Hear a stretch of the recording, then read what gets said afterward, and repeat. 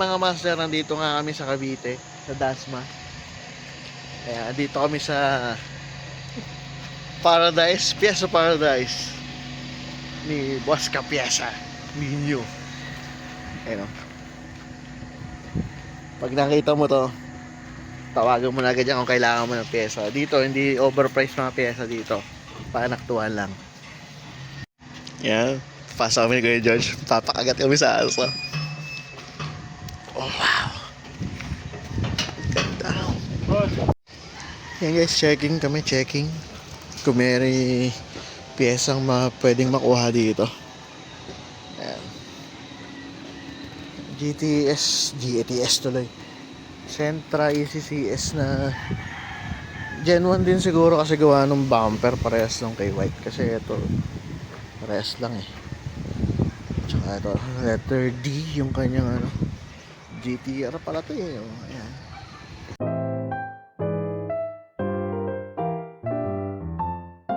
Yay! Dito na si Gastus.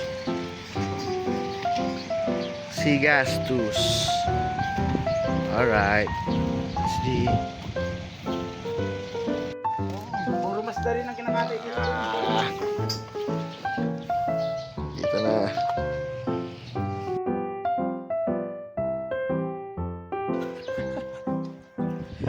Before me. Sana before me. Pogi oh.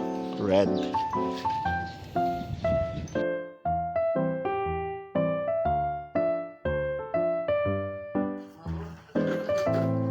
Bye, White. Bye. Dito. Extra months. Extra months.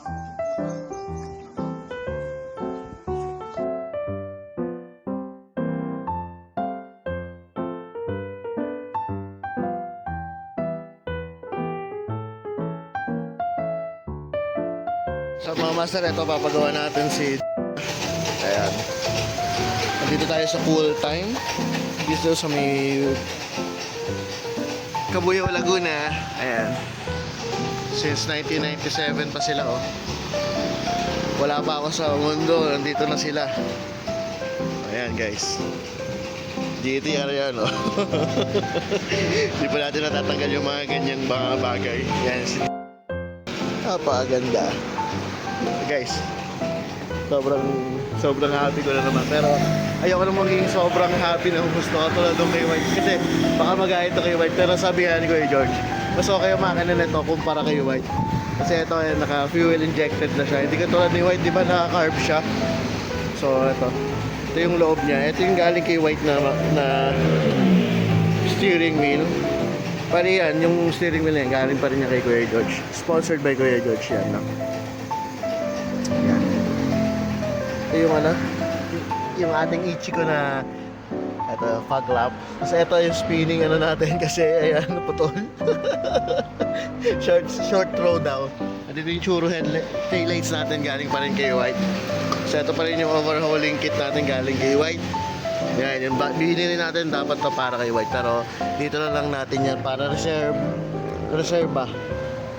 Pero yung makina ni White nandun pa rin kay Kuya George. So yun guys, nagliliquid na ako tapos itikwento ako sa inyo. Ayan, iwan natin sa dito kay Cool Time. Sobrang trusted nito kasi yung kotse namin isa dito namin din nila. Ayan, South Unite, supported silang South Unite Eagles. Saka 5 AM tama ba ako ng basa. Ayan, Cool Time.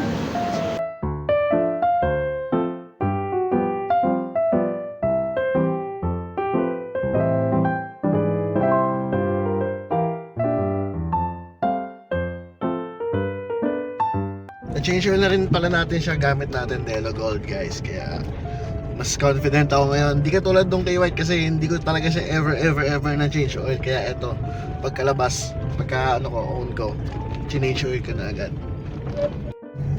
Guys, andito na ako sa may barangay Makabling. Ilang kilometro na ako naglalakbay simula kanina. So, temperature okay pa naman. Ayan. Okay pa naman yung temp niya.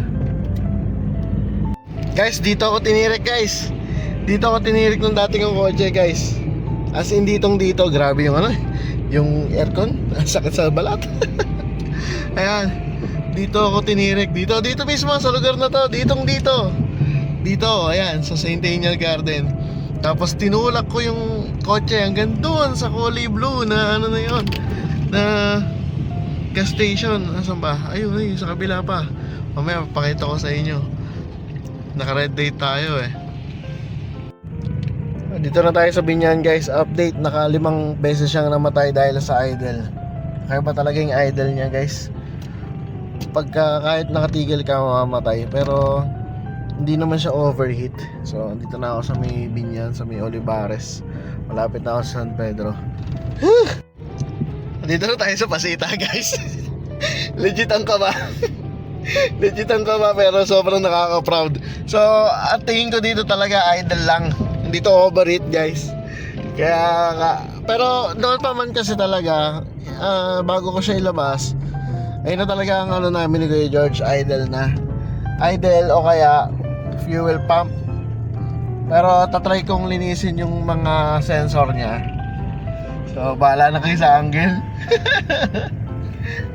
I-adding kay sensor niya, lilinisin ko. Pero unahin muna natin dito sa San Pedro, no? So yun guys. So yun guys, nandito na tayo sa e-car services. Ayan, kung kitang kita nyo guys, kine-check nila tong sentro natin nila Boss Erickson. Ayan. Baka pwedeng gaganti ko na lang yung kulay, oh. Dadrag ko na lang, drag and drop. Ayan. So yun guys, pinturahan natin tong kotse natin. So sagot yan ni Boss Eric. Ayan, yung trunk natin bulok na. Ayan, yung trunk natin bulok na. Ang gagawin ni Boss Eric, bibigyan tayo ng trunk kasi ang dami niyang sentra dyan sa loob. Nagkakatay din siya ng sentra. So ayan, sagot ni Boss Eric yung mga piyesa natin. Guys, ayan, e-cars car services. Inquire na kayo. Ang dami nagpapagawa dyan, sobrang quality. Mamaya papakita ko sa inyo yung mga gawa. So yun guys, ito na yung sentra natin. Ayan, kitang kita guys, ito yung bulok niya. Ito. Tapos ito ang ginamit pang bubong talaga ng bahay. Ayan, mga butas-butas. Ito bulok din to. Ayan, tapos ito yung ganito. Ayan, napakadumi. Natambak kasi talaga kaya ano. Ayan. Ayan, so ito bulok din daw to. Pero sabi ni Boss Eric, kuya, ano daw yan eh, ipapalitan daw ni Boss Eric eh.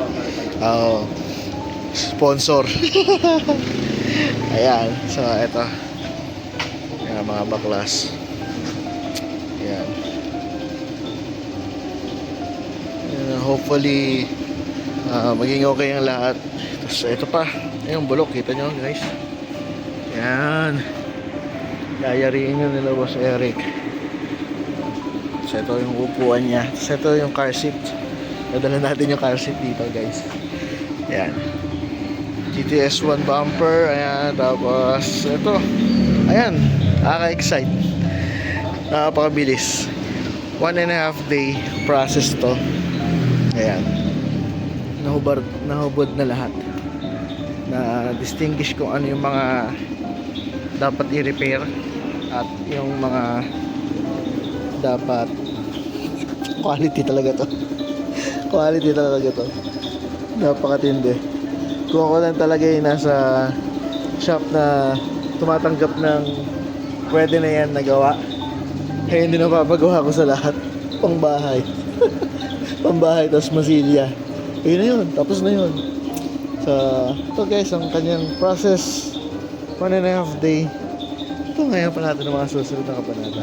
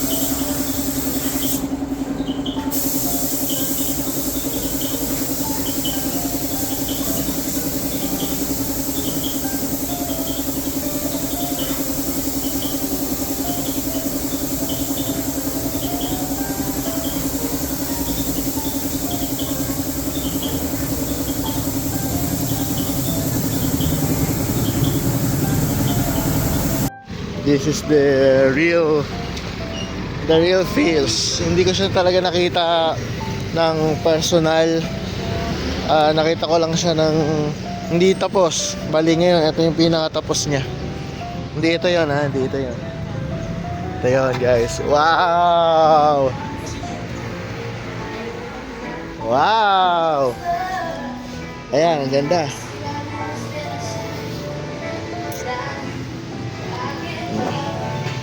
Ang ganda. Boss, kala ko itim. Itim.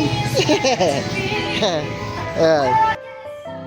Ginawa natin Gen 1 yung itsura niya, hindi Gen 2. Ayaw ng Gen 2 eh. Ayan.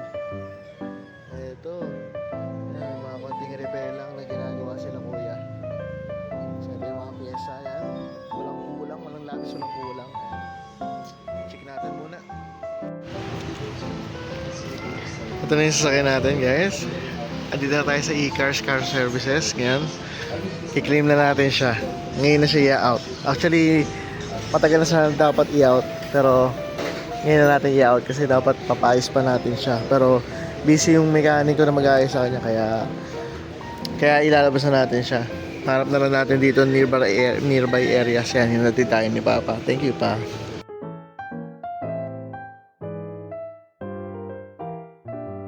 Ayaw mag-start B13, puro redondo.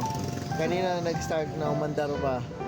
Pero ngayon, nasa flat ng daan, namatay na siya.